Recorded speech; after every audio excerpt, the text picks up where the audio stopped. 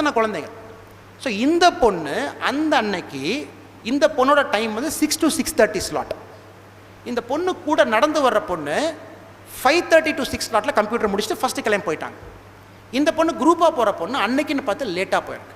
இது காரணம் என்ன? அந்த பொண்ணு ரேப் பண்ணி கொலை பண்ணதுக்கு யார் காரணம்? கவர்மெண்ட்டா? அந்த ஸ்கூலில் வந்து சரியாக ஒரு கம்ப்யூட்டர் கூட கொடுக்க முடியல, கவர்மெண்ட் காரணமாக? அந்த 3 பேர் ரேப் பண்ணி கொலை பண்ணானுங்களே, அவங்க எல்லாமே 16 வயசு 17 வயசு பசங்க.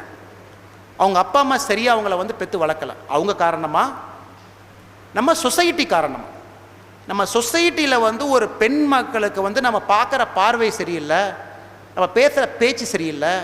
ஒரு சினிமா புக்கை ஒன்று ஓப்பன் பண்ணுறீங்கன்னா ஒரு பெண்ணை வந்து அரைக்குறையமாக ஒரு ட்ரெஸ்ஸை போட்டால் தான் விற்குதுன்னு சொல்லிட்டு ஒரு மாலை ஒரு காலகட்டத்தில் இருக்கும்.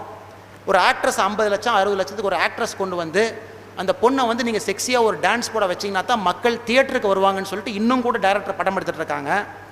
இந்த மாதிரி ஆட்கள் வந்து சொசைட்டியில் வந்து வக்கரமான ஒரு புத்தியை கிரியேட் பண்ணிருக்காங்க. இவனுங்க காரணமாக அப்படின்னு நீங்கள் ஒரு பட்டியல் போட்டிங்கன்னா ஒரு 15 பேர்த்த லிஸ்ட் எழுதலாம். 15 people responsible for that girls death. But நம்ம மாதிரி ஒரு கண்ட்ரியில் வந்து கவர்மெண்ட் காரணம் நம்ம சொல்ல முடியாது. இப்போ நீங்கள் மேடம் வந்து ஒரு நாளை கலெக்டர் ஆக போகிறாங்க, என்ன 6-7 years you'll become a conferred IAS and become a collector. Madam வந்து இருக்கிற ரிசோர்ஸில் தான் வேலை செய்ய முடியும். தமிழ்நாடு கவர்மெண்ட்டோட பட்ஜெட் வந்து 2 லட்சம் கோடி. 2 லட்சம் கோடியில் தான் அவங்க பட்ஜெட் போட முடியும். நிறைய பேர்த்துக்கு பண்ண முடியாது, எல்லா இடத்துலையும் ஸ்கூல் கட்ட முடியாது. ஸோ கவர்மெண்ட் பார்த்தீங்கன்னா இந்தியா மாதிரி ஒரு வளர்கிற ஒரு கண்ட்ரியில் எல்லாமே நீங்கள் கவர்மெண்ட் தலையில் போட முடியாது. அதுக்கு தான் இந்த மாதிரி ஆட்கள் உள்ளே வர்றாங்க. இப்போ ஆல் ஓவர் த வேர்ல்டுலிங்க கிவிங் பிளெஜ்னு ஒன்று நடந்துட்டுருக்கு. All over the world giving pledge. பணக்காரங்க அவங்க போய் கிவிங் பிளெஜில் போய் சேரணும்.